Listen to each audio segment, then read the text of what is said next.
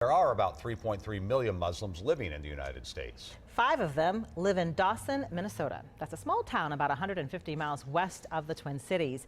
And it's the place the Virji family has called home for the past 2 years. As of late, they say their faith has them on the defensive.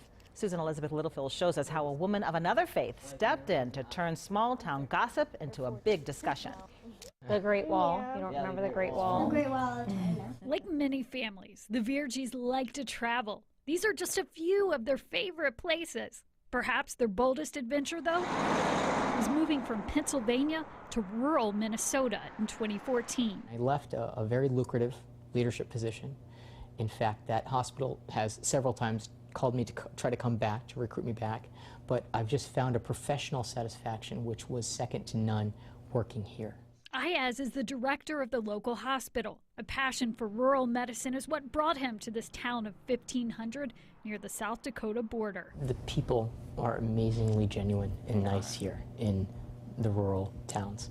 And we have had nothing but kind of gracious welcoming when we came and when we arrived, and we felt that for the longest time. You notice he speaks in the past tense. It's actually kind of becoming a little exhausting now, because I feel like I'm on the defense every time, like as though I have to prove to them why I'm not those people that are on TV. That's why the hard I don't. part. Yeah, and it's That's just the hard part. With the controversial immigration ban in the news, the town's only Muslim family is feeling the tension. What we've found out is people, they really don't know.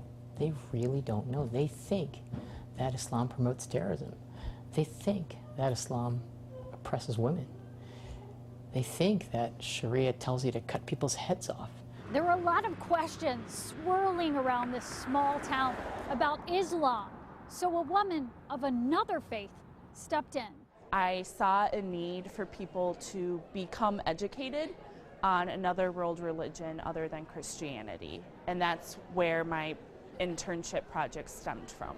Lutheran intern pastor Mandy France says she quickly realized the town was much less diverse than her native Apple Valley. Tonight, we are going to allow a Muslim family to stand up and speak the truth about their faith, dismantle all the misconceptions about the Islamic faith. Let's know first before we judge and make opinions. She didn't know if anyone would show up after some locals complained to police about the event. But as you can see, they did show up. About 400 people, 27% of the town's population showed up to ask anything and have a blunt conversation. Do I look that intimidating? Do I look like a terrorist? He explained the similarities in the Bible and the Quran, why some Muslim women wear headscarves, how murder is highly condemned in the faith, and how extremists make up a tiny percentage of the peaceful religion. Virji answered other questions, too. How come there's no hierarchy? It was sometimes tense, always respectful. And in the end, And I thought it was very informative. And so did my friends who came with me. Well, actually, I really wanted to bring my children just to kind of educate them on different cultures. And her son, who was soon to enter the military, learned a lot, too. And I didn't like them on my behalf because those are the people I'm going to be fighting.